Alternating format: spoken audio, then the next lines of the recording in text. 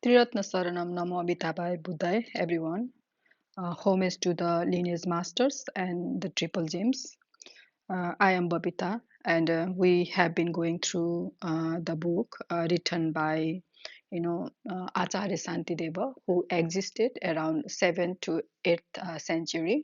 He was the Mahayanist, guru, and he wrote the book which is called as the Bodhicharya Avatara, which means the conduct of the aspiring bodhisattvas. Okay, so bodhisattva means who has bodhicitta. Bodhicitta means which has realized the wisdom and compassion non-dually and non-conceptually. And so if someone wants to achieve that, if someone wants to achieve full enlightenment, then what type of practices that person should be doing. So this book talks about those practices. Okay, so basically he is talking about the initial 6 practices. Total there are 10 practices, which you have to practice in order to become fully enlightened beings.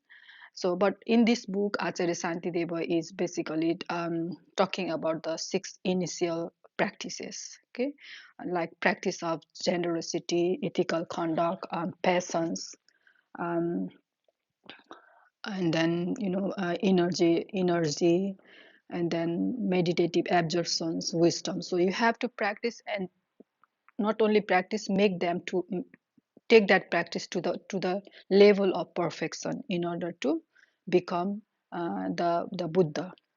Okay, so Mahayana starts with the key word in Mahayana is the bodhicitta.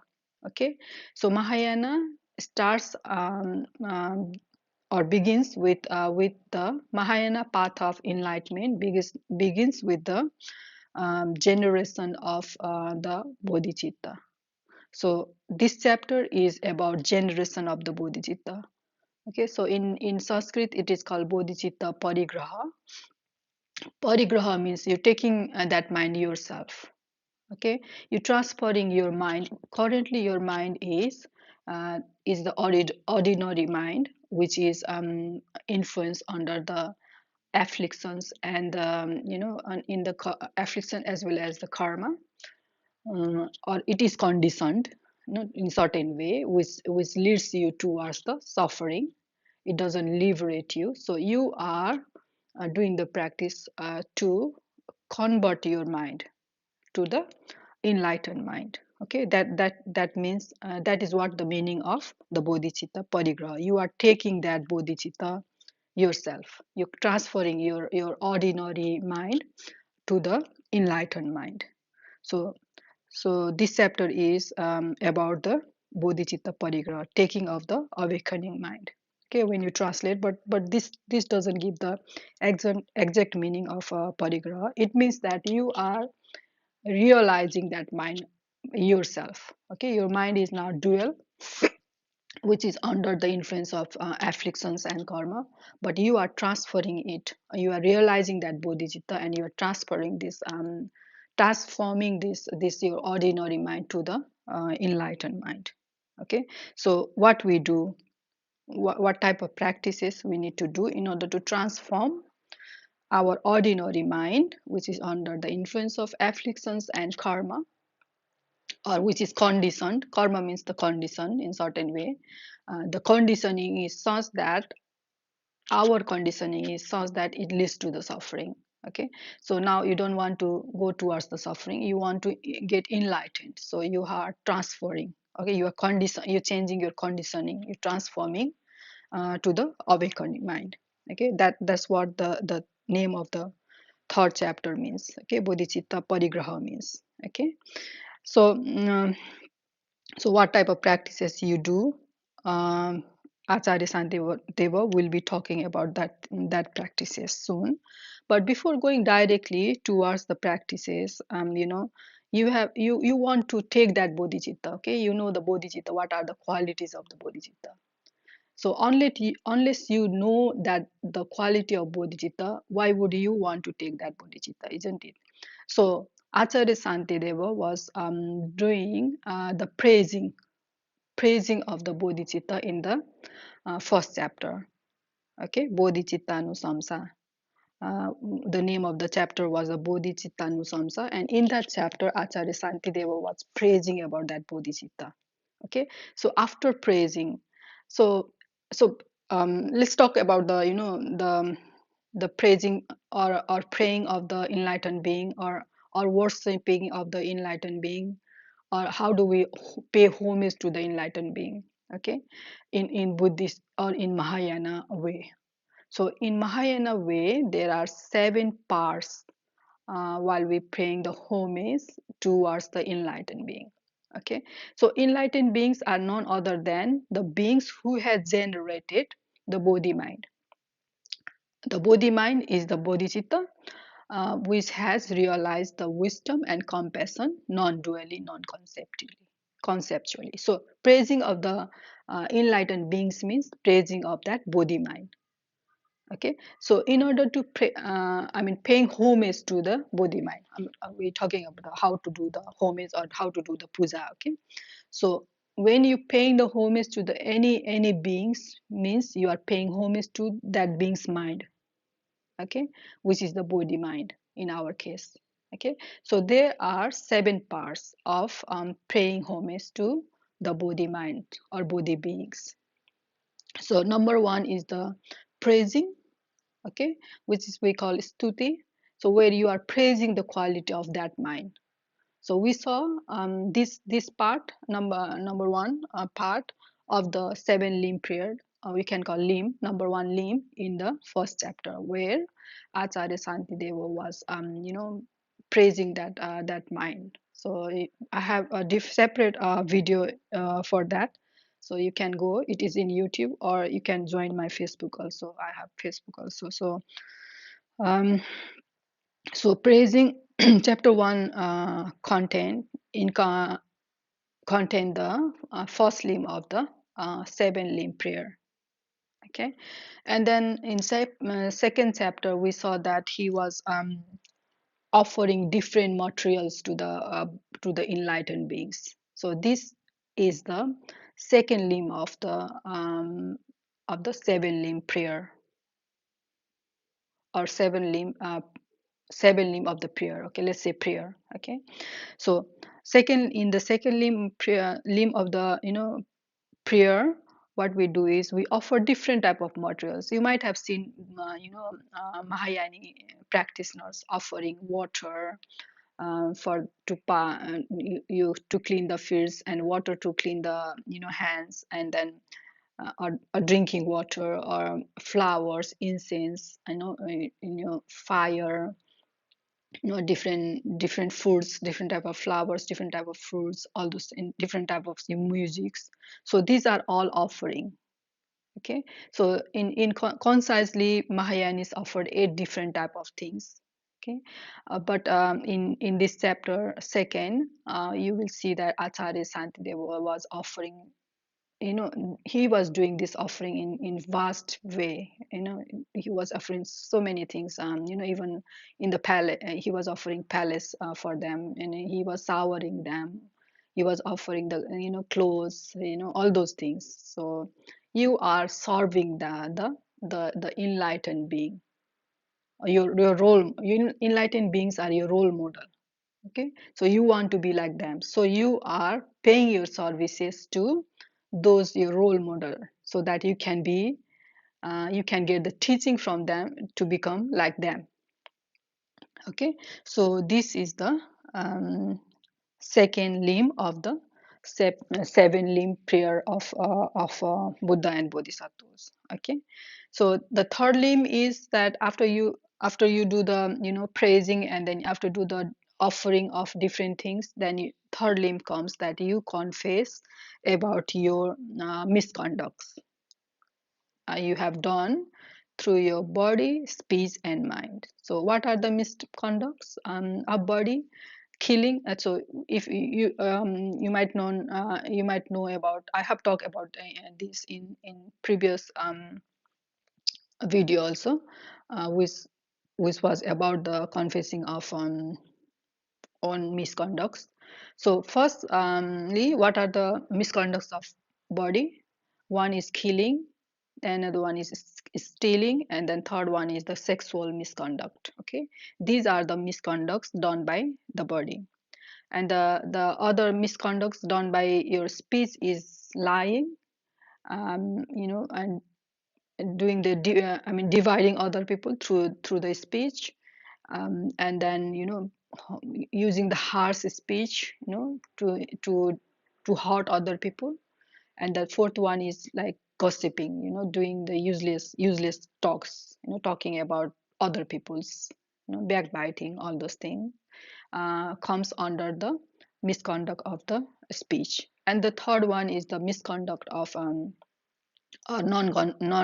virtuous conduct of the mind, which is like you coveting, in your mind to take how to take someone's property, someone's beautiful things.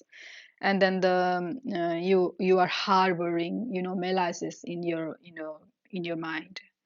And if you don't believe the cause and result of your actions, then that is the third type of non-virtuous deeds you do through your mind. So these are the non-virtuous deeds you do through your body, speech, and mind. So Acharya Shantideva was, we saw that in second chapter, was confessing about his misconducts he has done through his body, speech, and mind. And also, not only he has done, he himself has done, but he was confessing those misconducts which he made other people to do.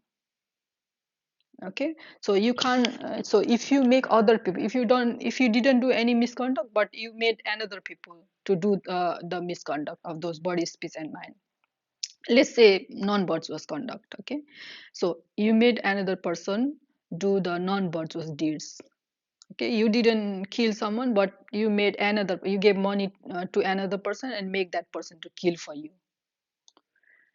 So that karma, so that result of that karma you should be bearing, you will be bearing.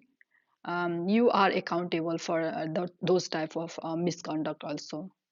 Okay, and then if you praise, if you saw someone doing the non-virtuous deed, or let's say if someone has killed some able person, although that person was able, but you can't praise that killing.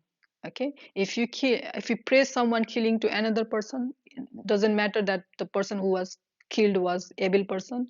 But if you praise that killing, if you said, yeah, if you become very happy about that thing of someone killing another person, another evil person, then you are also accountable for that that misdeed. Okay, you have to bear the karma of that action also. So it doesn't matter you did or not. If you praise another person or if you make another person to do misconduct, then all these result of this misdeed, you will be bearing the result of that karma. And the result of any type of misconduct is suffering.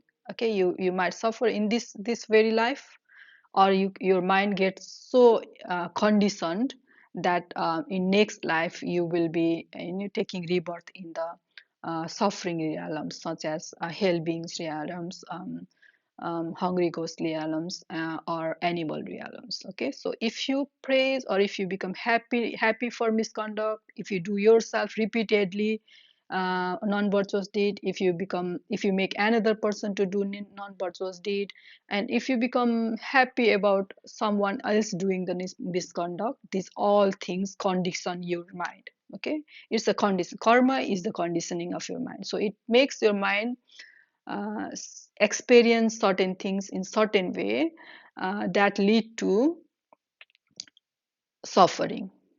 Okay, so result of the 10 non-virtuous deed is the suffering. You might suffer in this body, or you might suffer, your mind get inclined towards getting the low rewards. Okay, so you are training your mind to experience certain things in certain way.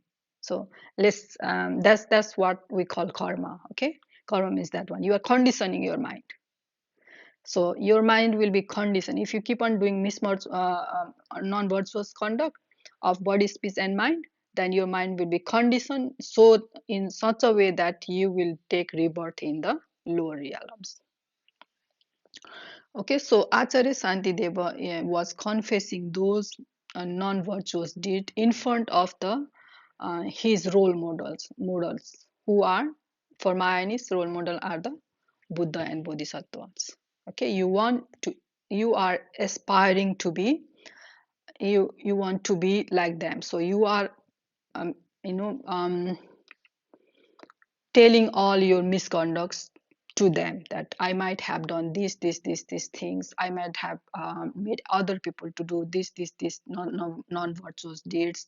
I might have rejoiced someone else doing this non-virtuous deed.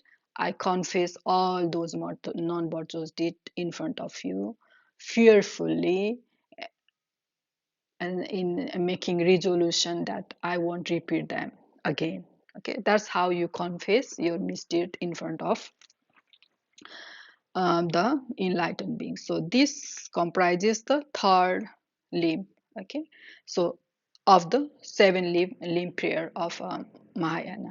Okay, so we talked about first limb, which is praising, second limb as a offering, and the third as a confession of own misconduct. So we saw there's the praising, extensive praising of the bodhicitta in the first chapter, and then offering and the confession of the own misconducts or own sin or own unvirtuous deed in the second chapter. So you can go through the other videos. The videos about this first chapter and second chapter is in YouTube, so you can go through it for the detailed explanation.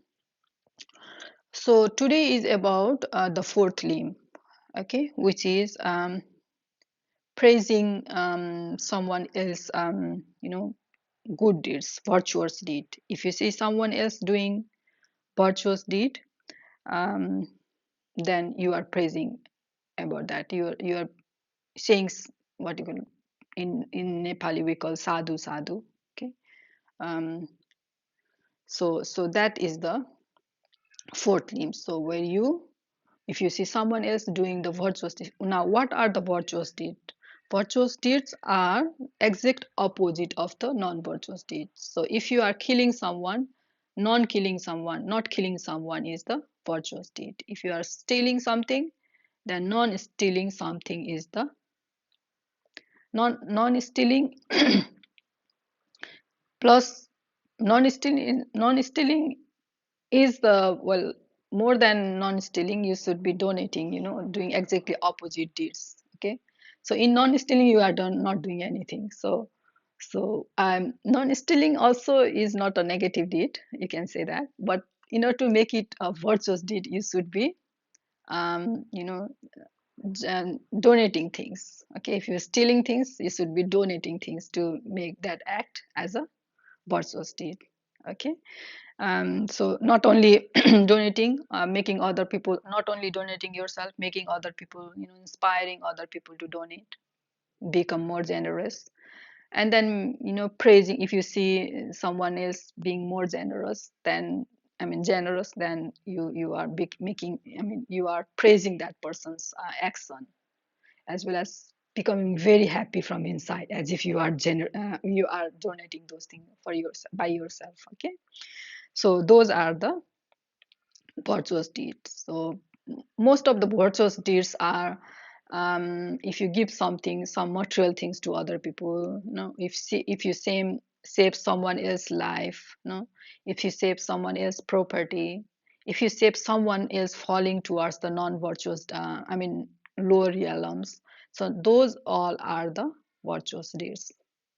Okay, if you make someone happy, if you make someone, smile, if you help someone get out of misery, those are all virtuous deeds. So if you see someone doing those things, then you become happy and then praise about that activity, then that becomes the four limbs fourth limb of the seven limb prayer. Okay, so Acharya Santideva is doing that praising of the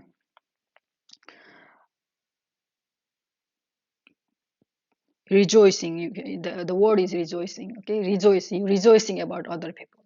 Okay, you are becoming joyful about other people's actions, virtuous deeds.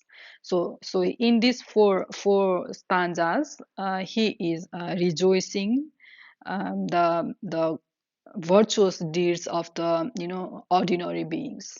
He is rejoicing the virtuous deeds of our arhats, whose path is towards the liberation. Okay, own liberation. Okay, it doesn't mean that they are not compassionate. Okay, they are far more compassionate than us, but their path will lead them to the liberation. Let's say like that. Okay, some people, when we say that aras, when we try to differentiate between arat and buddha, they get offended. But it's about fact that where the path they are taking will lead them. Okay, there's nothing about insulting someone. Okay, so arat part is also taught by buddha. So why would we insult arats? Okay, so arat part, when you it's a hearer path. So if you take the arat path or a hearer path, then you will be liberated, but you will not be able to come back to teach beings once you are arhat. Arhat means Arihat. Ari means the enemy. What are the enemy? Is enemies are the afflictions and the karma and the conditionings. So if you are killed your enemies, then there won't be any causes left to come back to the earth, to take rebirth in the earth, or to take rebirth in the lower realm. And if you don't take rebirth in the earth, then how are you going to teach other beings? Okay, so in that sense, buddha and bodhisattvas are able to come back to the earth to liberate other beings, to show other beings the path of liberation. Okay, so that is the difference between arat and the buddha.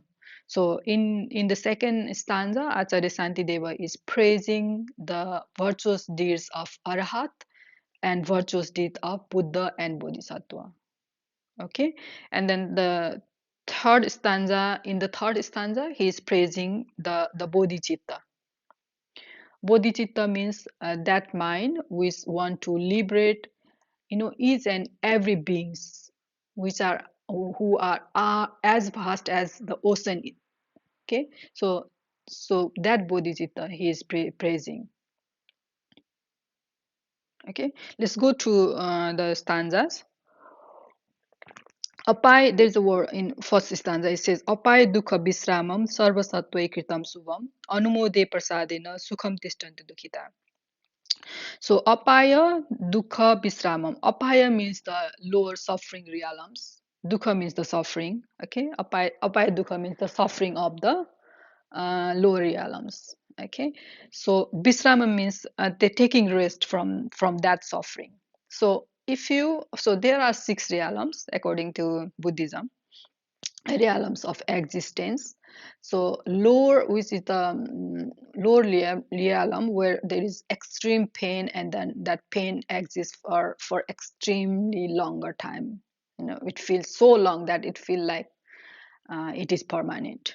Okay, nothing is permanent in Buddhism, but it feels like when you are in those realms, it feels like this pain never ends. Okay, so that's how bad the suffering is there in the hell realm. So that is the number one realm, lowest realm we keep in the context of the suffering and the length of suffering. Okay, so and then the second one is the hungry ghost realm, where you are always hungry. And then third is the animal realm.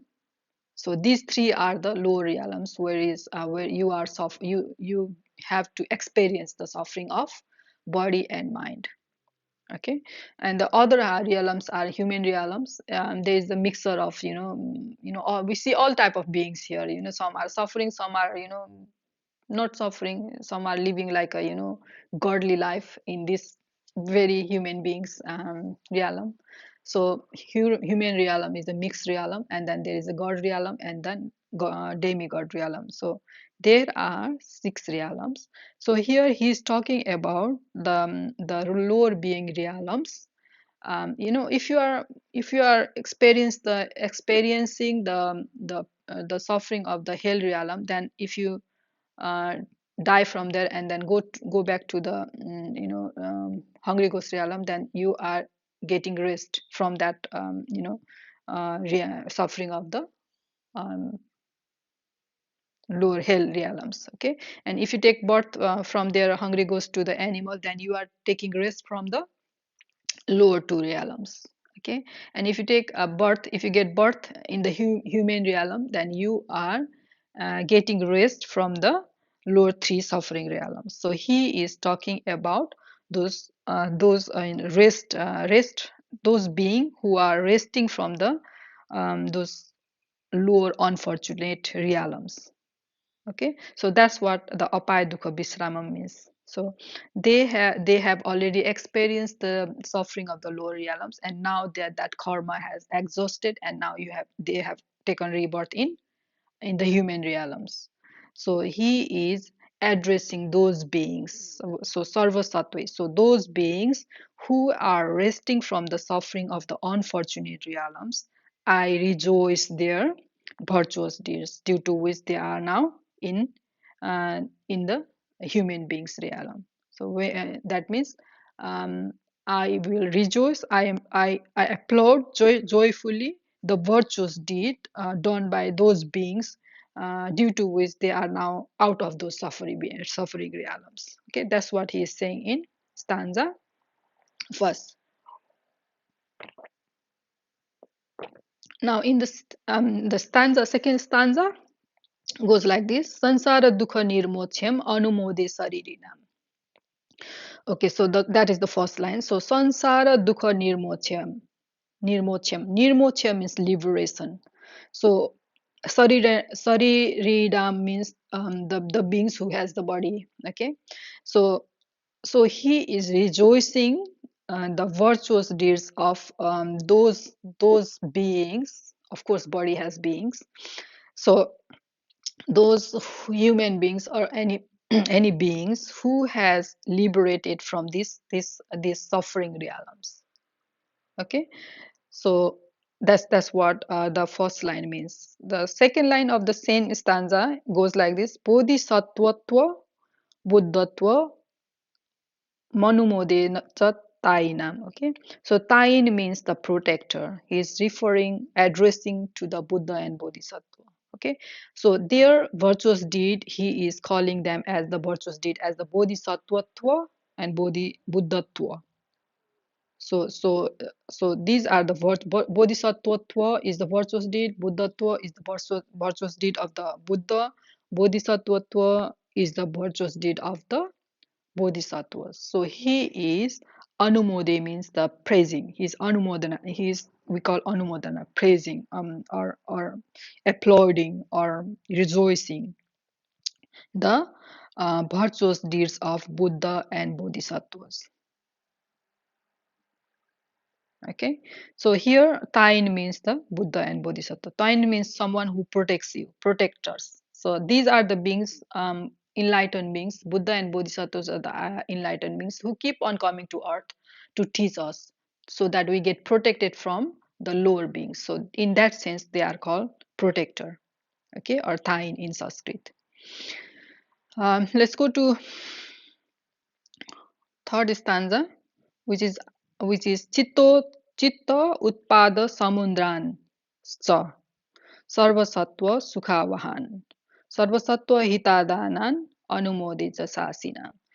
So he is saying he's saying that there are beings who are as huge in number, as vast as in number as the ocean itself.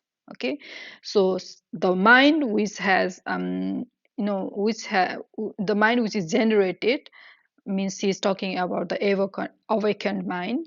So chitta utpad means that mind which is generated. Why it is generated? So that it can give us happiness and establish the welfare for the beings who are as vast as the ocean. So here he is defining the bodhicitta. What is bodhicitta? He's saying that bodhicitta is the mind who has make resolution to bring happiness as well as establish welfareness for the beings who are or as vast as the ocean itself, okay, or sky itself, or in some texts we say who are as vast as the number of the dust in this universe. So when we say beings, we Mahayani, when a Mahayanist guru say beings, that means he is referring to the all the beings of not only human beings and animal beings realm, but to the remaining four realms also. Okay, so hell realms, hungry ghost realm, animal realms, human realms, demigod realms, god realms. And the god realms is divided into god realm of the desire being realm, form realm, and then form realm. So entire beings, so to bring the happiness to entire beings, this mind has generated, bodhi mind has generated. So I praise, or I rejoice, I applaud the this virtuous mind, which is called awakened mind or bodhicitta mind. Okay, so in this three stanza we see that he is praising, he is rejoicing, he is applauding four different type of um, virtuous deeds. One is done by ordinary beings like us, due to which we are resting from the suffering currently, and it's not a permanent state. It's resting means you are resting for some time. Like you get break from your work. At that time you rest, but after break, if your break finishes, you have to go back to the work.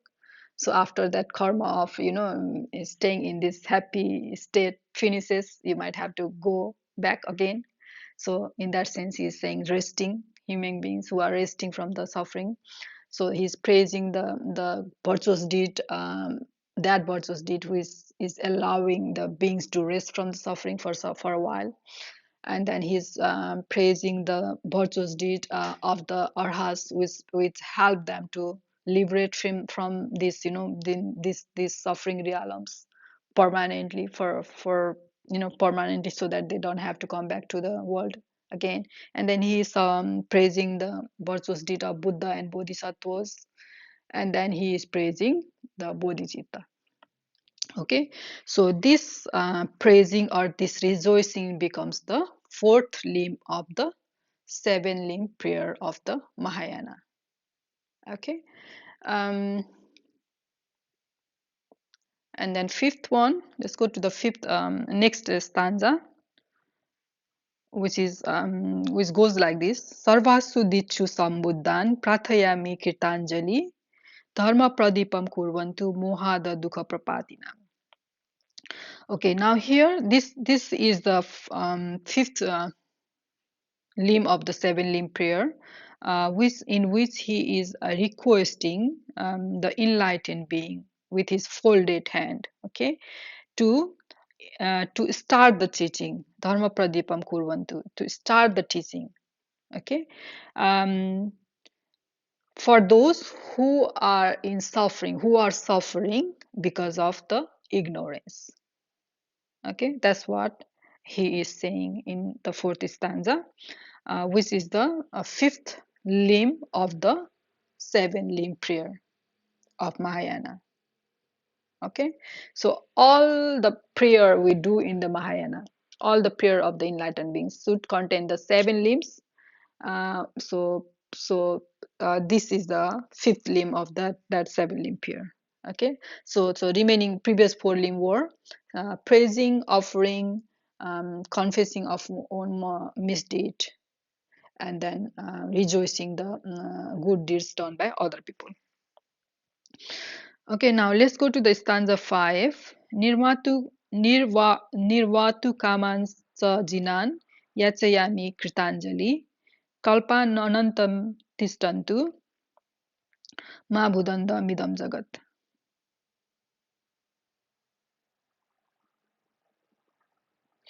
Okay, so here he is, requesting the enlightened beings, not to go to, not to leave us alone and go to, uh, leave this world and leave us alone, not to leave this world, because they are enlightened already, because they have already destroyed their karma and, klesas that makes us someone take rebirth in the lower realms. But if someone has destroys all those causes that will lead the production, I mean taking rebirth in the lower realm, if they have eliminated those causes, then why would they come back to us? Okay, and if they don't come back to us, then only we ordinary beings will be left here. And how we the ordinary beings are, we are like, you know we we divide the peoples, as a my friend, my enemy, stranger, all those things, and then we create this world of, this is mine and that is not mine. So whichever is mine, we protect them, and whichever is not mine, we try to chase that person, that thing away from us. So in this way, there is lots of, anger anger happens, fight happens. That is the reason we seeing the fight in the world. Okay, so people are trying to keep everything for self, keep everything for self, so, themselves, so that they can make themselves happy, as well as their loved one happy. They don't care about the other people, beings.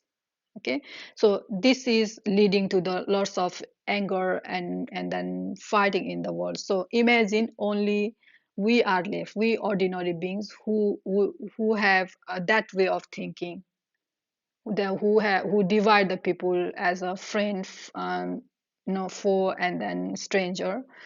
Re- Imagine we this earth is filled with this type of people. What happens? This earth will burn in the fire of anger.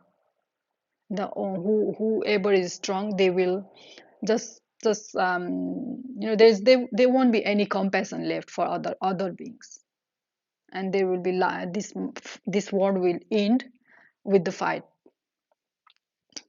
Okay, so so Acharya Santideva is requesting all those beings, enlightened beings, those compassionate beings who do not differentiate between mine and then, I mean, my loved one and then my enemy. They want to help each and every being of this world, not only your loved one, but the enemy also, the so-called enemy. Okay, they don't see anyone as an enemy, but we are the one who divide, and who categorize, who label beings as a friend, enemy, and stranger. So they are the enlightened being who do not see this in this way, who do not experience anything like this is mine or that is not mine or that is stranger. Okay, so for their compassion is like, like a sun rays. Sun doesn't differentiate between this and that. In this way, their compassion radiates for everyone. Okay, they want everyone, they are here to liberate each and every beings. But imagine they all going leaving us alone and then going to the, in nirvana. Then this earth will be darkened by all those emotions of, all ordinary beings. So Acharya Santideva is, requesting, beseeching with his folded hand to those enlightened beings who are about to go for nirvana, to not go for nirvana and stay here until the end of this eon, so that this world is not engulfed by darkness of the ignorance. Okay, so how, do I don't know, you know about the four immeasurable. My English, I don't know what happened to my tongue. Okay, so just bear with me. Okay, immeasurable. Okay, so where you fear that may everyone be happy and find the cause of happiness. Immeasurable. Okay, immeasurable. Okay. Now, so yeah, so where you praise may everyone be happy and find the happiness of cause of happiness, may everyone be free of suffering and its cause. Okay, so those prayer, so enlightened beings are like that. Okay, they want everyone be happy and everyone find the cause of happiness. Okay, and then everyone be free of the suffering, and then cause of suffering. But how we ordinary beings are, we are like, may my loved one happy and find the cause of happiness. May my loved one are free of suffering and cause of suffering. But may my enemies are free of happiness and cause of happiness, and may they are always unhappy and cause of unhappiness. That's how we think. Okay, so imagine our type of people are only left in this world. What happens to world? Okay, this world will be engulfed by the fire of anger, fight, okay, attachment, ignorance, all those things. So that is why Acharya Santideva is requesting, okay, beseeching, to the Buddhas to not go to nirvana and stay here until the all the suffering are completely removed or eliminated. Okay, so let's go to stanza 6. Evam sarvamidam kritva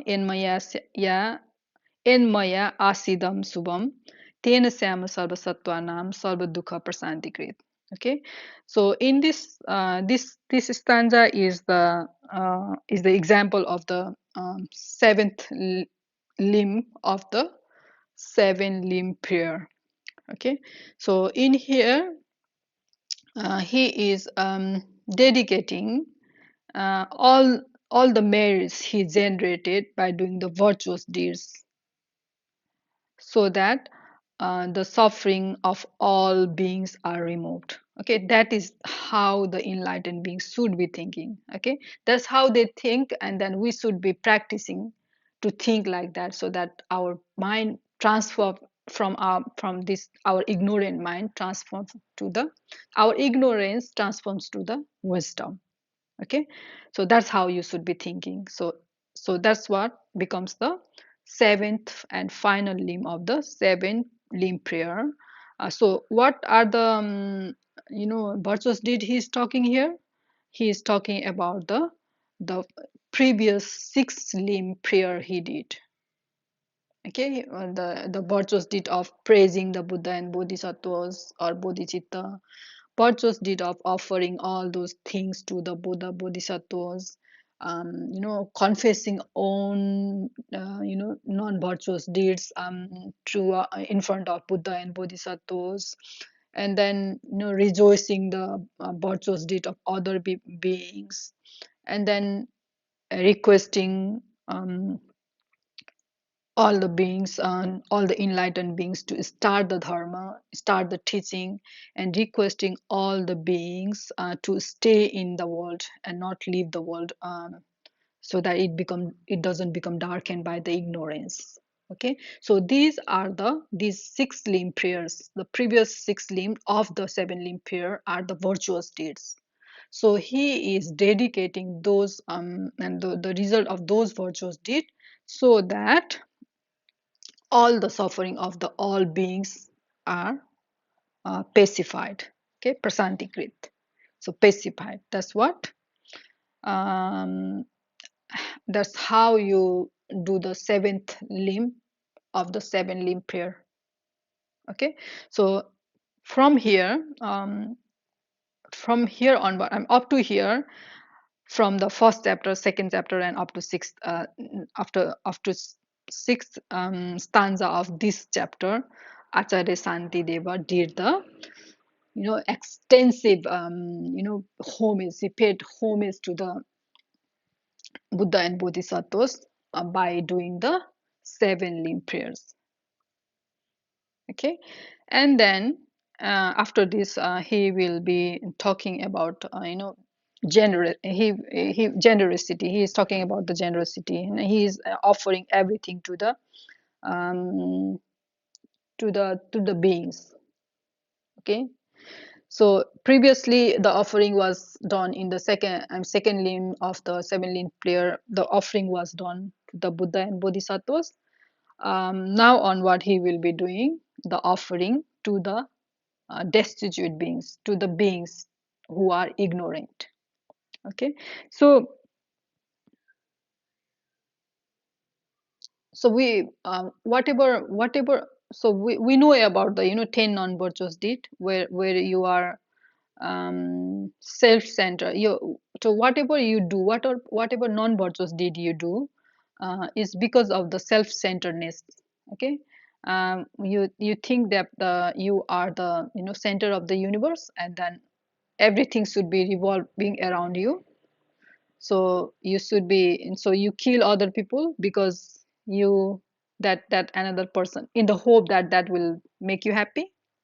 Okay, and then you steal other people's property in the hope that that will make you happy. If you do this sexual misconduct in the hope that that will make you happy. So, and then you lie, you do divisive word, you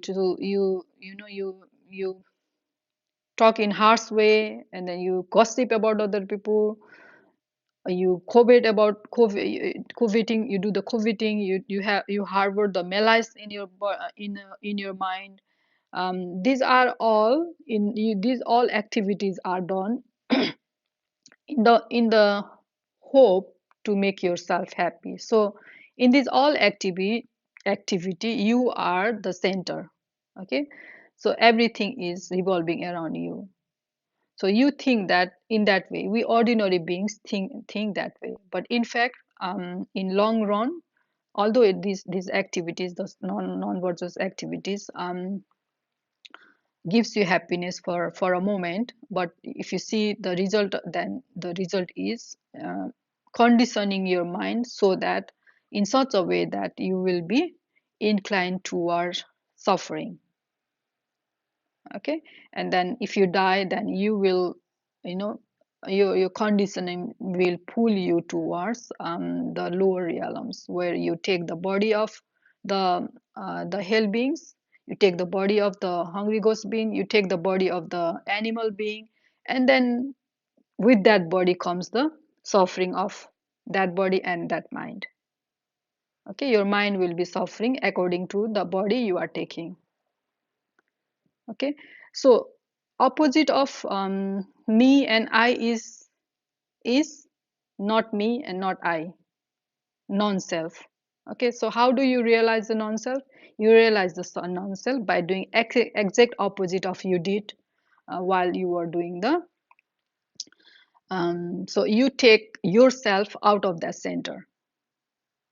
Okay, and you give whatever like for example, if you are hoarding anything for yourself, so opposite of that, that is you giving those things to other people. So that's how you take out yourself out of the center of the universe, and that's how you become you don't suffer. Okay, that's how you renounce the suffering.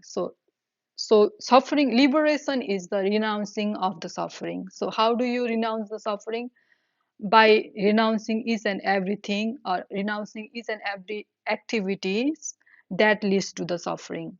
So one of the activity which leads to the suffering is the clinging. You, because you cling on the this yourself, that you are the center of the universe, and you cling to the things which are which you think that it will lead to the happiness. You cling to the things which you think that you are not, which will give you suffering. So this clinginess, if you caught that clinginess towards the yourself as well as the thing you are clinging to, then that will liberate you. Okay, if you stop clinging on those things. So how do you stop clinging to the things? By giving those things to the other people, giving to things, material things to other people, giving yourself, your body to other beings, giving your mind to other beings. Okay, so that's how you do the donation, that's how you perfect the generosity. Okay, so Acharya Santideva, you will see from the stanza the 7 onward to southern some other stanzas there, up to I don't remember up to which stanza, he will be talking about this offering to the ordinary beings. So he will be offering everything, his service, his body, his mind, his materials to the other beings. That's how he is removing out himself from the that center of universe. Okay, so let's go to the stanza. It will be more explanation. I don't know I am able to explain you or not. English is not my mother tongue, so it's really difficult for me to explain things in English. So bear with me. Um, let's go to stanza 7. Glana nam asmi bhaisajyam bhaveyam vaidayeva cha tadutpastayakastaiva yavat roga apunavava. Okay, Glanana means who are suffering. Okay, so he's saying, may I be the medicine as well as physician for those who are suffering. So he is he is donating his service to the suffering beings. Okay, that's how he is practicing the generosity. That's how we should be practicing the generosity. When we say donation, we think about the material things also, only material as well as money, but anything you give other people, other being, to make them happy, to alleviate their suffering, then that becomes the offering. Okay, donation. Okay, it should not be we should not take only money and material things as a donation. Okay, and even your service is also a donation. Okay, your smile is a donation if it brings the happiness in another beings. Okay, your right speech, correct speech, your kind speech, kind words is a donation if it brings happiness to another beings. You're refraining from the sexual misconduct is a donation if it brings suffering, if it brings happiness in another being, especially if you are in relationship, if you are husband and wife, if you refrain from the doing the sexual misconduct, then that is the donation you are giving to each other, your husband and wife, or your boyfriend and girlfriends. Okay, that's how each of the 10 non-purchase deeds can be transformed into the uh, donation or offering by refraining yourself from doing those things, because that will stop the suffering for not only yourself but other beings also who are involved with you. Okay, so that's how you practice the generosity. Okay, so glananam asmi bhaisajyam bhaveyam vaida eva cha tadutpastayakastaiva yavat roga punarbhava. So if someone is suffering, if someone is ill, may I be their servant, may I be able to help them, may I be doctor for them, may I be the medicine for them. That's what Acharya Santideva is doing in the stanza 7. Sutpipasa betham hanyam annapana pravarsane durvitsantara kalpesu bhaveyam pana bhojanam. Sutpipasa is means the hunger, a hunger of the thirst and food. I mean drink and food. And he's saying that, so someone who is, if someone is hungry and thirsty, then may I sour the rain of the foods and drinks, and then quench their thirst and stop their satisfy their hunger by pouring the rain of foods and drinks. That's what Ajahn Sandideva is saying in the first line of the stanza. Durbitchantara kalpesu. Durbitchantara means famine, when there are no food to eat, no water to drink. At that time, you know, he is talking about the antar kalpa, which means that when this eon will, this world will extinguish. Okay, so at the end of the kalpa, at the end of eons. That's what antarkalpa means. So he's saying at that time it is said that there will be no food left, no drink well left, and then people are so afflicted by anger and attachment that they kill each other, and then and then they might eat each other to satisfy their hunger. Okay, if there is no food, if you are hungry, so if you are not, if you are ignorant, then that's what you do. You should be, I mean, you will be doing. You can guess those things. So he's saying that at that time of great hunger and thirst, may myself become the water and food to eat for them. That's what he's saying. Okay, so see, that's how he's practicing the generosity.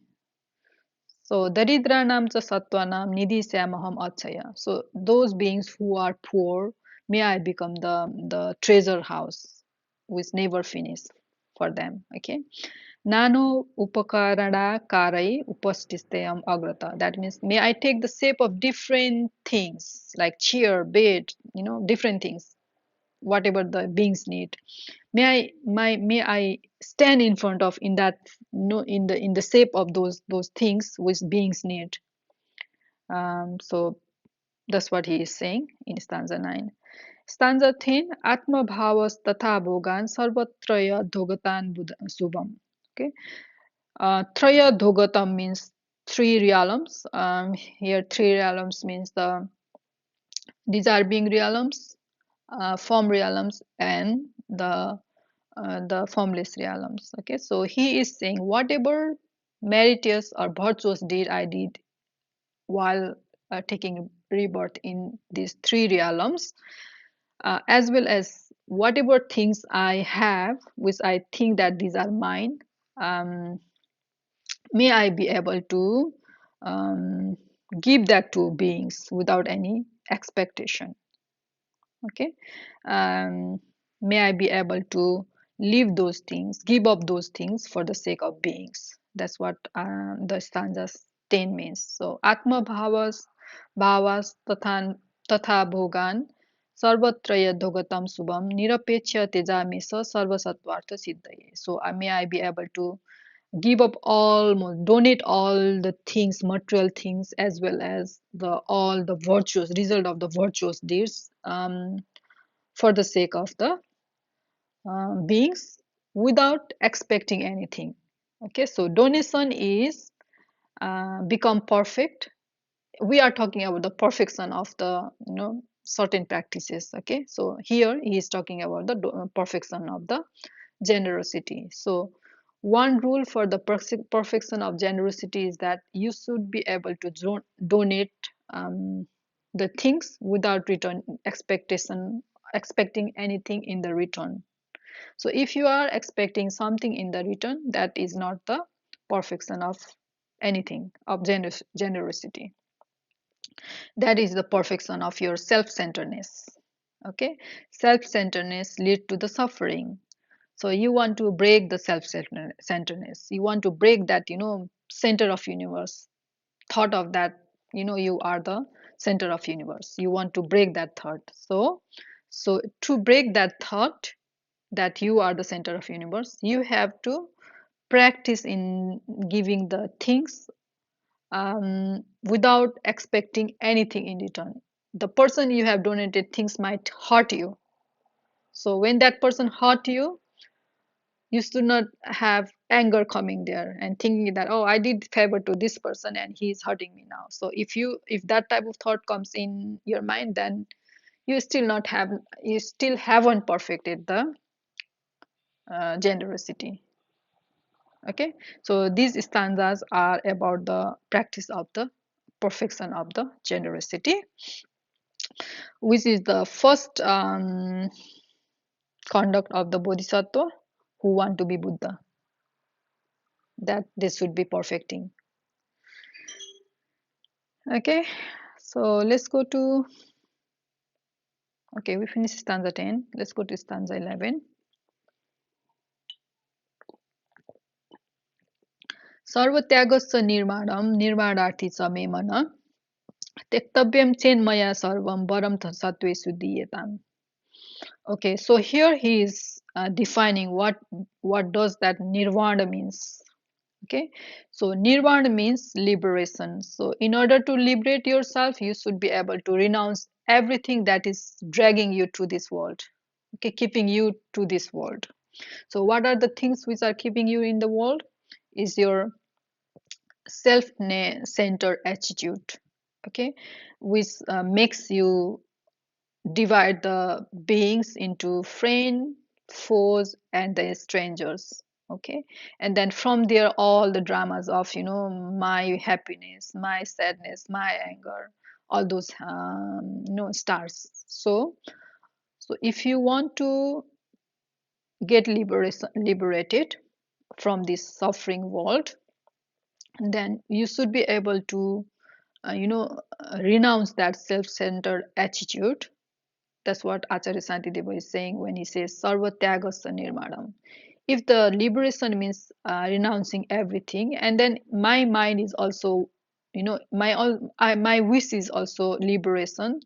If I have to renounce everything, eventually, if I have to give up everything, then it's better I give everything to the beings. That's what he's saying in stanza 11. Okay. Let's go to stanza 12. Yascha sukhikritas satma mayayam sarvadeina. Dhanantu nindantu va nityam akhirantu cha pasuvi. And then in stanza 13 it says Kridantu mamakayena hasantu bilasantu cha dattastebhyo mayakaya chintaya kim mamanaya.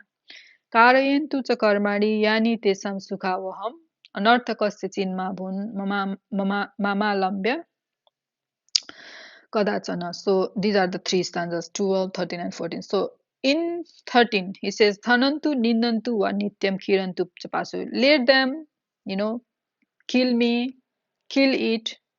He's talking about the body. Okay. So let them kill my body, let them condemn my body or me, or let them always spread the, dust on me. Let them do whatever make them happy. Okay. Um, that's what he's saying. In the stanza 12, I have given my soul to this myself, myself to the other beings. Let them kill it, condemn it, or spread the dust on it, or let them do whatever makes them happy. Okay, I have given this body to them. Let them play with it, mock it, make the fun of this body, or use my body for their pleasure. Why is this worry about this? Why is this worry about the this will be is there? So he's saying that I have given my body and myself also to the other beings. Let them do whatever they want. They let them kill me or let them, condemn it. Let them spread the dust. Let them, mock it, make or let them use my body for what their pleasure or let them play with it. Why am I worried? Why should I be worrying about all these abuses when I have given only? I already have given myself to them. Okay, there is nothing that is left for me. This body is someone else's body. This mind is someone else's mind. Okay, so he has taken himself out of that center of universe and then donated that self to the other beings. So if someone is unhappy with you, me, if I mean this body, then if it's making them happy, then let them do that. Why should I be worried with these abuses? Because this body doesn't belong to me now. This mind doesn't belong to me now. Let them do whatever they want. And then in doing those things, may no one has to suffer while targeting me. That's what he's saying. Okay. So he has donated his body, he has donated his mind also to other beings. And then he's saying that if someone is unhappy with me, if someone is making fun of my body, if someone is hurting me physically, mentally, with speech, let them do. If those things makes them happy, then let them be happy. Okay, so those type of but in the end he says that while doing those type of non-virtuous deed, mm, um, targeted as at me, and so he says that may no one has to suffer because of that non-virtuous deed which is targeted towards me. So he's forgiving everyone of the non-virtuous deed targeted toward him. Okay, he himself is not sad for those abuses, as well as he's praying that those abuses may those abuses hauled at me, targeted at me, um, not become the cause of their suffering. Okay, basically he's saying that may everyone be happy and find the cause of happiness, and may everyone is free of unhappiness, suffering, and the cause of suffering. May my body not be the cause of their suffering. That's what he is saying. Okay, he's a no the form is immeasurable. He is that's what he's doing in his own way, using his own words. Okay. Um, let's go to another stanza 15. येषां क्रुधा अप्रसन्न वा मामालम्ब्य मतिर्भवे तेषां स एव हेतु स्यात् नित्यं सर्वार्थसिद्धये. So he's saying that if someone is unhappy and if someone is angry with me, may that anger or the unhappiness become the cause of obtaining all that they desire. So what they desire the happiness. So he says that may those anger, those angry mind and those unhappy mind become the cause of happiness for them, not the suffering. Okay, so let's go to stanza 16. Avyakhaya sayanti mam echa echane apya apakarina अन्ये अपि अपकारिण उत्प्रासकास् तथा अन्येपि सर्वेषु बोधि भागिन. So Abhyakaryansi, if someone talks falsely, someone falsely accuse me, if someone cause any harm to me, if someone make fun of me, or any type of non-virtuous deed they do to me, um, may they all liberate. May they not suffer. May they not suffer, but they liberate. So he's praying for the liberation of the so-called beings who are seeing you as an enemy, seeing me as an enemy. Those beings who are seeing me as an enemy and then doing all those type of non-virtuous deeds of their body, speech, and minds towards me, may they all liberate. May they be always find. May those abuses become the cause of the liberation, not suffering. That's what he is saying in stanza 15 and 16. Okay. And in stanza 17, he says, Anatha na maham natha. So for those who are vulnerable, who do not have any protectors, okay, um, for them I become the protector. And then Sartabhahastayayina, for those travelers, may I become the guide. Okay. Paripsunam cha naubhuta setu samkram krama evacha. So he's saying for someone who wants to cross the river, may I become boat, breeze, and ropeway.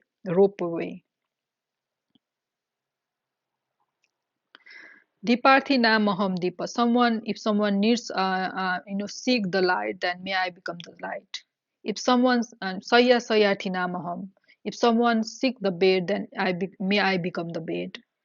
दासार्थी नामहम दासो भवेयम सर्वदेहिना सबै प्रकारको sorry for every beings, okay, not only my loved ones, for my enemy also, for the strangers also, okay, may I become the lamp if they are looking for the lamp. May I become the bed if they are looking for the bed. May I become servant if they are looking for the servant. That's what he's saying in stanza 18. So remember, this is the uh, the practice of generosity. That's how you practice the generosity. You, whatever you think this is mine, you just give it to other people. Immediately it give it to you. It's not mine. It belong to someone else. That's how you break this attachment and liberate yourself. Because anyone which attaches you, drags you, that keeps you here, that binds you. So how do you break that bonding? You just break it by giving it to other people, by saying that mentally, oh, this doesn't belong to me. So as soon as you that thought is, that thought of clinginess is transformed into, thought of generosity, then you are free. The moment your thought is transformed from clinginess to the, breaking of that clinginess, you are liberated. So the more you then generate, I mean, more you practice in this way, then you will be, um, you know, liberated for that moment. Okay, so when this moment of liberation becomes, big, big, big, big, long, long, long, then finally it will become like permanent. You will be permanently liberated. That's how you practice the practice of generosity. Generosity will liberate you from the clinging habit. Okay, clinging is like binding. Okay, if you are clinging to someone, if you're clinging to house, you are, prisoner of that house. So how do you get out of that prison? By donating that house to other people mentally. Okay, physically don't donate, because as long as you are alive, you need a house, because and you are surrounded by the peoples who won't give you shelter in their house. So you need to keep that house to yourself. But mentally, you can say that, okay, as long as I live here, this house is mine. But when I die, it belongs to someone else. So I just donate it from mine. But for now, I need it, so I'll keep it for now, and then I will protect it, thinking that it is property of someone else. So that's how you can think and practice the generosity, and then one day this practice will be perfected. Okay, that's how we practice. We Buddhists, Mahayana Buddhists, practice the practice of generosity and make it to the level of perfection. Okay, let's go to the stanza 19. I hope I'm making sense. Okay, I don't know, I can't hear your reactions, but I really hope that I'm making sense. Okay, चिन्तामणिर भद्रघट्ट सिद्ध विद्या महौषधि भवेयम कल्प वृक्षश्च कामधेनुश्च देहिनाम. So Chintamani is the gem which fulfills these all things. Chintamani, Siddha Vidya, Mahausiddhi, Kalpaviksha, Kamadhenu. These are the things of God realms. Okay. So Acharya Santi Deva says that the Chintamani is the Modi gem which fulfills all the wish. Okay, and the Bhadraghata means the pot. Which fulfills all the wish. And these things are all the things, celestial things, which fulfills your wishes. Okay, Kalpaviksha is the tree, that type of tree. Kamdhenu is a cow, which fulfills your, fulfills. And so these are the wish fulfilling, materials and then things. Okay, tree, cow, pot, gem, knowledge, all the supreme knowledge, all those things. So Acharya Santideva is saying that may I be these things which fulfills the wishes of all the beings. Okay, that's what he is saying in stanza 19. And stanza 20, Prithivi Adi.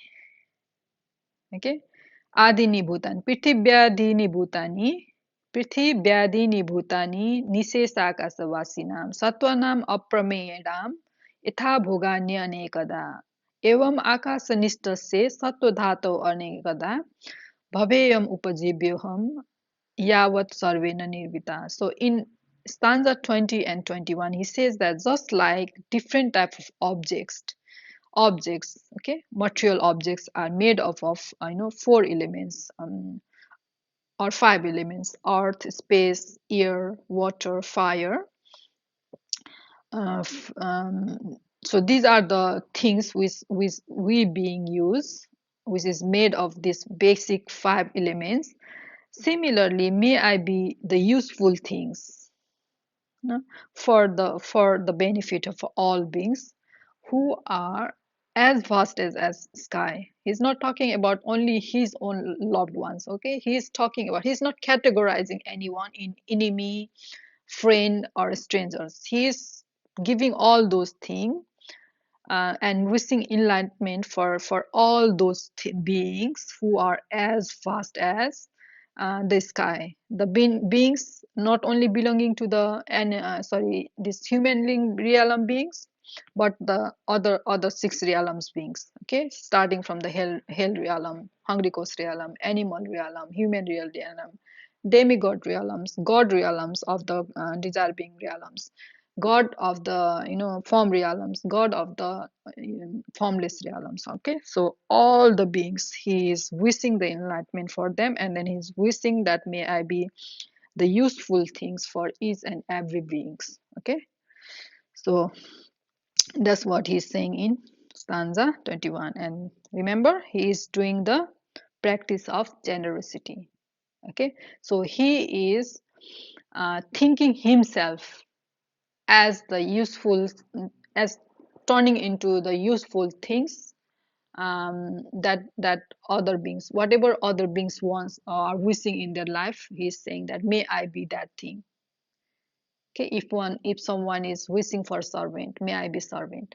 If someone is wishing for doctor, may I be doctor. If someone is wishing for the medicine, may I be medicine. If someone is wishing for the light, may I be light. If someone is wishing for the bed, may I be bed. If someone is wishing for the boat to cross the river, may I be the river. Sorry, boat. May I be the breeze. May I be this. May I be that. So whatever the beings, entire beings of this six realm are wishing, may I be those objects. That's how he's breaking his self-center attitude, which says, may I get this, may I get that, may I get this. He's breaking that attitude and saying, may I be the thing that the beings are needing or seeking. Okay, so you understand the way of thinking is changing here from me to other. Okay, there is no me left here now. He's just giving himself to other beings. Okay. um so bodhicitta, definition of bodhicitta is to may I be Buddha to help other beings. So that's how you help other beings, whatever they need, you become that. Okay, so and then let's go to stanza 30. यथा गृहीतं सुगते बोधिचित्तं पुरातने ते बोधिसत्व शिक्षाया मानवपूर्व्या यथा स्थिता तद्वत् उत्पादयाम्येष बोधिचित्तं जगत्तीते तद्वत्तेव च ता शिक्षा शिक्षामि यथाक्रमम्. So here bodhisattva and bodhisattva, practice of bodhisattva is the practice of generosity. Okay, practice of patience, practice of energy, briye parimita we say, but it's called enthusiasm. Okay, energy. If you are energetic, then only you will be able to walk in the path. So practice of energy, practice of meditative absorptions, practice of wisdoms. So here he is practicing. So these are the practices, basic practices. Okay, there are other practices also. So in total there are 10 practices, but here as an ordinary being, we should be practicing those 6 things. So bodhisattvas, they also practice same thing. So in this stanza he is saying that etha grihitam sugate, the way the sugat means Buddhas. Okay, etha grihitam sugate bodhicittam puratne, he is talking about the ancient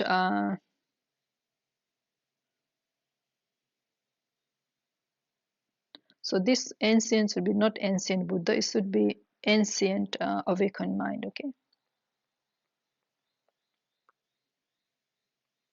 so the way the Buddha took the ancient awakened mind, and then the way he practiced serially to become Buddha, while Buddha was Bodhisattva. Okay, there's some first you become Bodhisattva and then you go on practicing and then you become Buddha. Okay, you achieve full enlightenment. So while Buddha was Bodhisattva, the way he took that medicine to the way he took those that ancient awakened mind, and the way he practiced serially everything, the practice of generosity and all those things, in the same way I too produce that awakened mind, and for the benefit of the world. And in that similar way I too will learn those teaching gradually. That's what Acharya Santideva is saying in 22 and 23. Okay. And then in 24, he says, Evam grihitva matiman bodhicittam prasadata. So in this way, by taking the awakened mind happily, the wise person should think, become himself cheerful in the following way, so that the body mind keeps on growing more and more. That's what he's saying in stanza 24. Okay. Evam grihitva matiman bodhicittam prasadata puna pristasya pustatham chittameva paharsayat. Okay. The way Buddha and Bodhisattva took that body mind, and then the way they practice sequentially, serially, in the same way I also generate that mind in the for the benefit of the world. And then I in the similar way I too will learn those teaching gradually, or in one word, or he is saying that I will walk in that path. Okay, walked by the Buddha and Bodhisattvas. So here he generated the bodhicitta. He said that I will take that bodhicitta. Okay, he took that bodhicitta, and now that bodhicitta is implanted as a seed, small seed in the mind. Okay, so you are still you took that bodhicitta, but you still are ordinary beings. So you are still in the influence, under the influence of your affliction and your conditioning of your mind. So there are chances that the view will that seed will be destroyed by your afflictions and your conditionings. So in order to protect that seed from the destruction, you should be thinking in this way, and always cheerfully, so that you should always stay cheerful by thinking in this way, so that that bodhicitta, which is in seed form now, okay, grow more and more. That's what Acharya Santideva is saying in stanza 24. Now how you should be thinking, how you should make your mind cheerful. He will be talking those things in the coming remaining stanzas. Okay.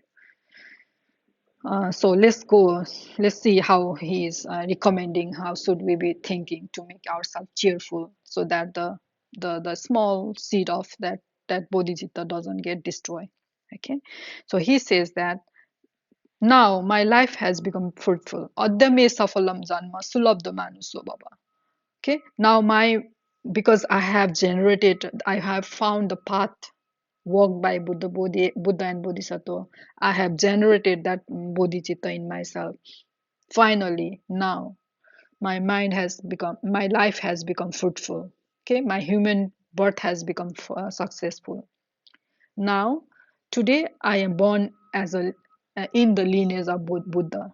Okay, lineage of Buddha means you have generated your lineage of Buddha starts from the generation of bodhicitta. Okay, so I have taken that bodhicitta now, and now I'm born in the lineage of Buddha. So now I have become the spiritual son or daughter or offspring of the Buddha. So that's how you should be thinking.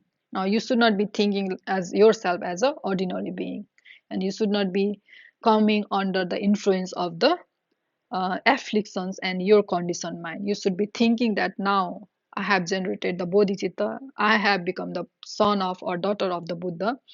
Now I have born in the lineage of Buddha. I am now not an ordinary being who is called as Babita. Okay, I am a lineage holder. I'm in the lineage, and one day I will be the lineage holder, or I will be the Buddha. So you should be thinking like that. So this thought process, if you think that you are a beggar, poor person, destitute person, that the effect of that thing will start appearing in your body. You will be depressed, and then you won't even able to stand up if you to take from the you won't be able to move your finger if you keep on thinking like that. Okay, but if you think that you are the Buddha, then you become light. Your body become light. You can do everything. That energy comes in self if by the thought process. If you change the thought process, then that that shows in your body also. So if you think that I'm a Buddha, I'm here to help other beings, I'm a Bodhisattva, I'm here to help other beings, then if someone comes fighting to fight with you, you just don't fight with them, because you think that, oh, I'm here to help that being. Why would I be increasing their suffering by fighting against them? Okay, so the way everything changes, the way you change, you know once you change the way of thinking, everything will start changing. So that's what Acharya Shantideva is saying. You should be starting to think in different way now, because you have generated the bodhicitta. So you should be thinking in this way now. So he's saying you how you should be thinking. You aspiring bodhisattva should be thinking. So he is teaching us to think positively. Okay, let's go to the next stanza.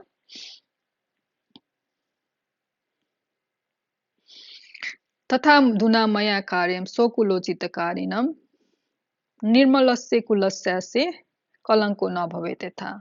So you should be thinking that now I have born in the lineage of Buddha. I have become the son of Buddha. So my actions should be in accordance with my lineage.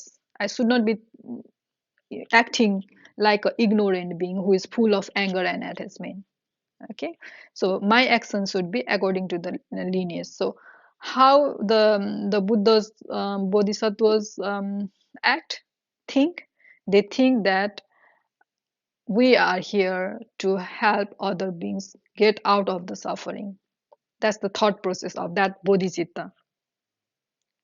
Okay, so our thought process should be according to those lineages, those Buddha and Bodhisattvas, so that this because so that I don't become the cause of tarnishing this untainted lineage. So Buddha and Bodhisattva's lineage is the untainted lineage. So my activities should also be in accordance with them, so that I don't get this untainted lineage do not get tainted, tarnished. Okay, that's what in says the stanza 26. And then in stanza 27, Anda Sankara Kutivyo Etha Ratna Mavapniyat Tatha Katham Chit Petat Bodhitam Mamodam. Just like a blind person finds a gem in a heap of rubbish, similarly, this awakened mind has arisen in me somehow. Um, so you should be thinking like that. So he's saying how you should be thinking. Okay, so just like a blind person, it's very for a blind person who himself is blind, finding a gem in certain place which is full of rubbish is very rare. So in the similar way, this rare opportunity has arisen in mind, and I have generated this bodhicitta. And then he goes in stanza 28. Jagat mrityu vinasaya jatameta rasayanam jagat daridra samanam nidanamidam achayam. Jagat vyadi prasamanam bhaisanjamidam uttamam bhavadda brahmada santa jagat sranta jagat visrama padapa. So we should be thinking that this is the chemical that is produced in the world so as to destroy the death. Okay, this doesn't make here sense there. This chemical is produced in the world. This should be world, not work. um, so as to destroy the death. Okay, so this chemical is capable of destroying the death in the world. And this is the this bodhicitta is the inexhaustible treasure that can stop the poverty of the world. Okay, and this bodhicitta is the excellent medicine that is capable of curing the disease of the world. And this bodhicitta is the soothing tree that is capable of providing shelter to those who are tired of wandering in the suffering realms. Okay, so I have generated the bodhicitta which has this type of capacities. Okay, which has capacity to destroy the death, which has capacity to, which is the inexhaustible treasure for the to that has capacity to stop the poverty of the world, that has capacity to cure the disease, that has capacity to soothe the beings who are tired of working in this suffering realm. So I have generated these things. So I'm not a ordinary being. Okay, so you should be thinking in this way so that the seed which you have implanted in your mind just now by taking bodhicitta doesn't get destroyed. Okay, that should be your thought process. um, okay, let's go to stanza 30. So by final fourth stanza of this chapter. So jagat जग दुर्गति उत्तरणे सेतु सामान्य सर्वयायिनाम जगत क्लेशोस्म समन udicita chandrama. So this bodhicitta is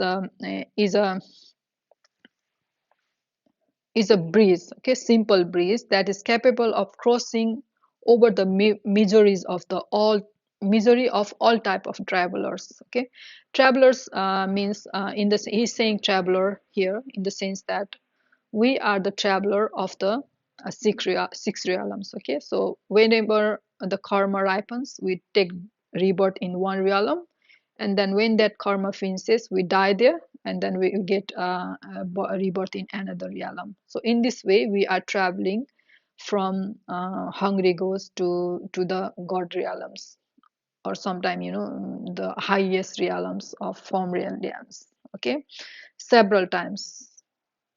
So in that sense, we are Acharya Santideva is using travelers. So he's saying this bodhicitta is capable of crossing over the misery of all the types of travelers. Okay, travelers who are traveling in hell, travelers who are traveling in hungry ghost realm, travelers who are traveling in the animal realms.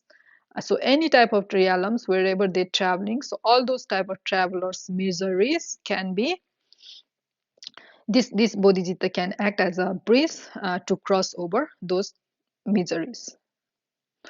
And then and then jagat klesa usma samana. So klesa usma means the heat, kles means affliction. So heat of affliction of the world can be pacified. This bodhicitta is act as a is has arisen as a as a moon to pacify the heat of the afflictions. So we should be thinking like that. Jagat Agyana Timira Prasarana Maharavi. Prasarana means removing, eliminating. Jagat Agyana Timira. So the world which has blinded because of if you have the eye disease, then you become blind. Okay, you can't see anything. And similarly, if your mind is ignorant, then you can't see your mind, so you can't see everything. It's like dark, everything is dark. Okay, so if someone is so this bodhicitta is like a brightest sun. Okay, maharavi, ravi means sun, and maha means sun, many suns. Okay, so this bodhicitta is like a brightest sun that is capable of dispelling darkness of ignorance. Just like if you have eye disease, you can't see, everything is dark for you. Similarly, if your mind is ignorant, then everything is dark for you. But this bodhicitta is can act as a brightest sun for someone who is ignorant, who is not able to see, to dispel the darkness of the ignorance. So that's what he meant by Jagat Agyana Timira Pursaranva Maharavi. Sadharma Chira Mathanan Navanitam Samudditam. So if what happens if you churn the milk, okay, so you get the butter, okay, if you get the butter by churning the milk. So similarly, this bodhicitta uh, has come out as a butter, just like a butter comes if you churn the milk. Similarly, if you churn every dharmas, then that this bodhicitta has arisen after after churning the milk of the dharma. So this bodhicitta is like a gist of all dharmas. That's what he's saying here.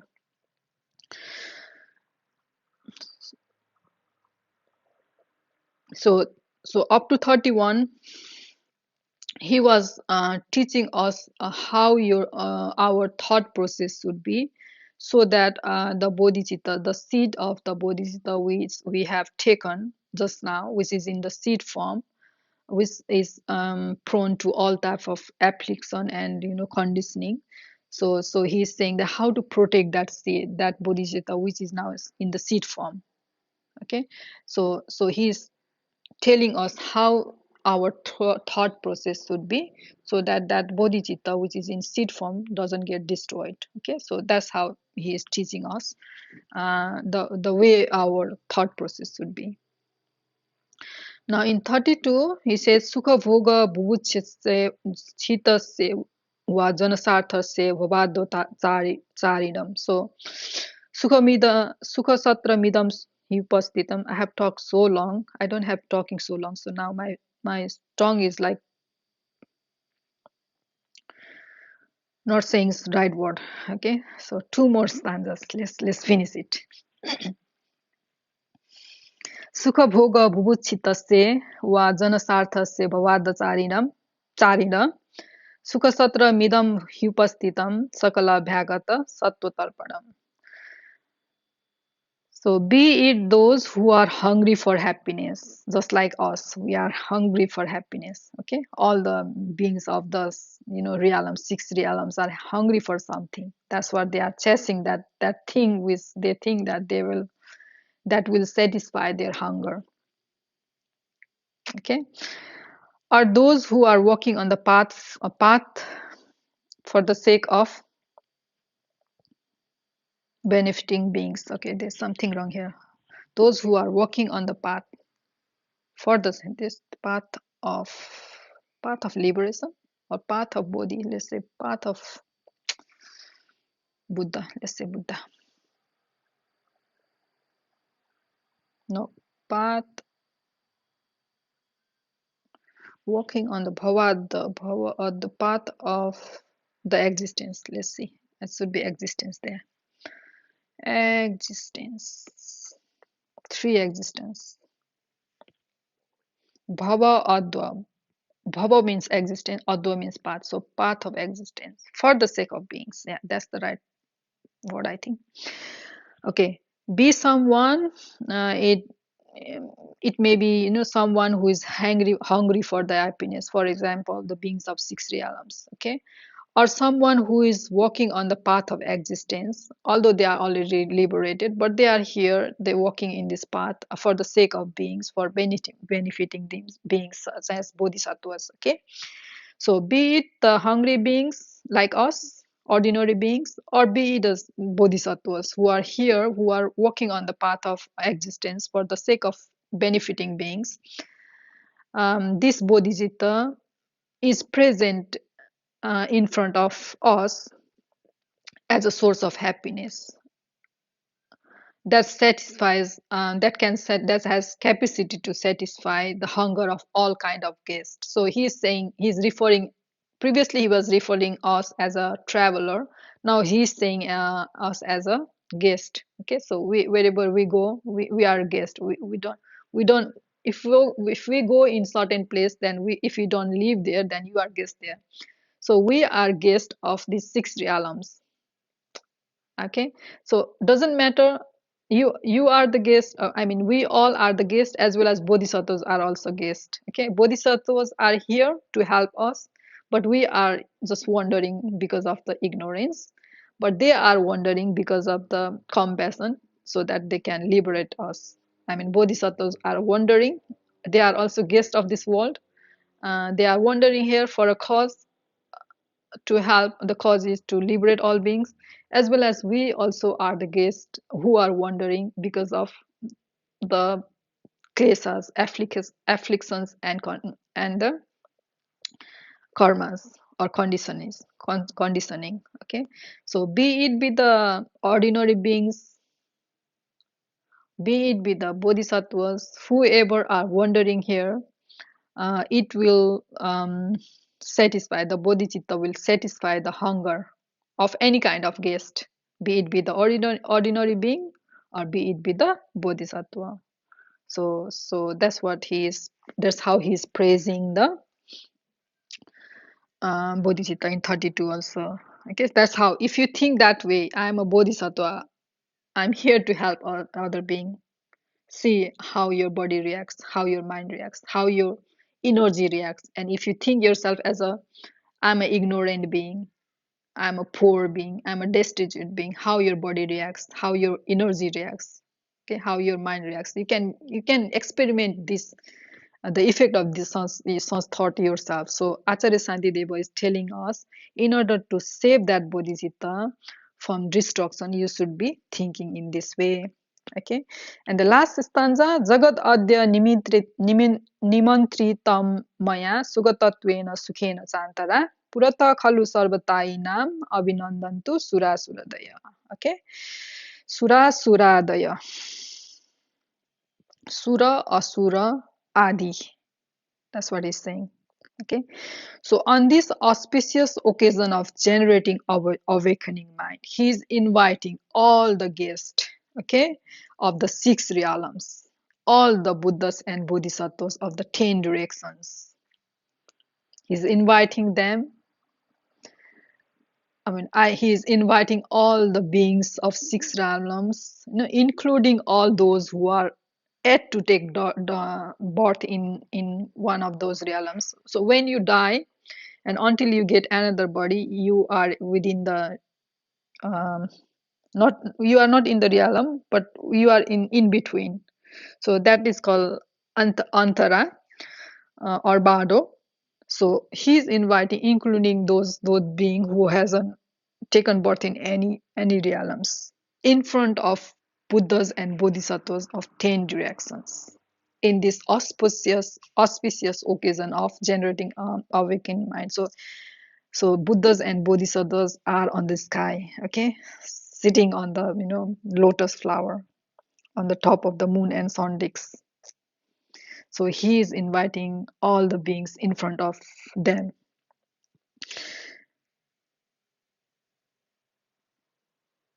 with happiness and the feeling of bodhicitta, feeling of awakened mind. Okay, and then he's saying that may God and demigods rejoice it, and others, may everyone rejoice this occasion, this auspicious occasion. That's how he's ending the his stanza. Okay, so I think I have talked a lot, maybe if 1.5 hour or two, if not. Um, so that's how we finished. So we have knowingly and unknowingly, by going through these stanzas, also have generated the bodhicitta.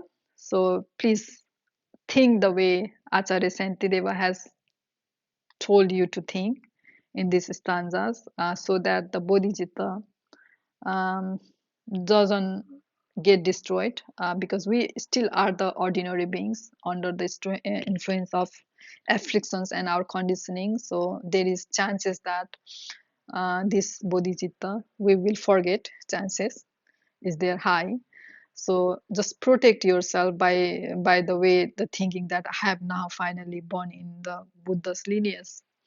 And then may I dedicate my virtues, whatever virtues I collected by going through all these stanzas and explaining these stanzas to my capacity to you. My English is not good. I hope I made sense. So I dedicate those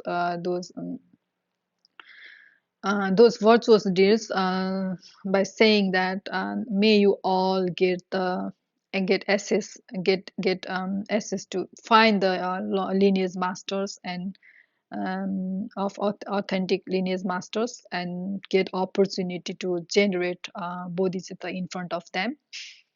Okay, and then your bodhicitta keep on growing and growing and then growing, and one day you all become Buddha and then come back and help other beings. Okay, you can't say once you are Buddha you you can't say I am out of this suffering realms, I have enough. You come back and then help all beings, direct them and guide them in the path. Okay, because you already walked in that path and then you know how to liberate, and then you teach other beings to liberate, how to liberate. Okay, so I dedicate by my whatever virtues did I mean virtues I collected by saying this. May you all find the lineage masters and then generate your bodhicitta in front of them and walk in the path and attain the full bodhi and free yourself as well as other beings out of suffering. Okay, so that's the end of today's um, chapter, and then we from next time we will start chapter 4, which is called bodhicitta apramado. Apramad, bodhicitta means we all know now bodhicitta. Apramad means pramad means intoxication. You are when you are high, how you behave.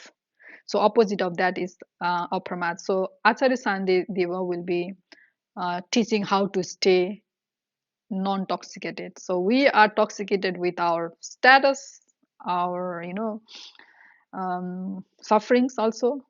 We are um, intoxicated with because of our higher status as well as lower status, and in that intoxication, chances that we do the non-virtuous deed of body, speech, and mind. So how do we behave, how do we practice so that we are not under the influence of that on intoxication, and so that we don't create those not don't do the non-virtuous deed and create the negative uh, karma.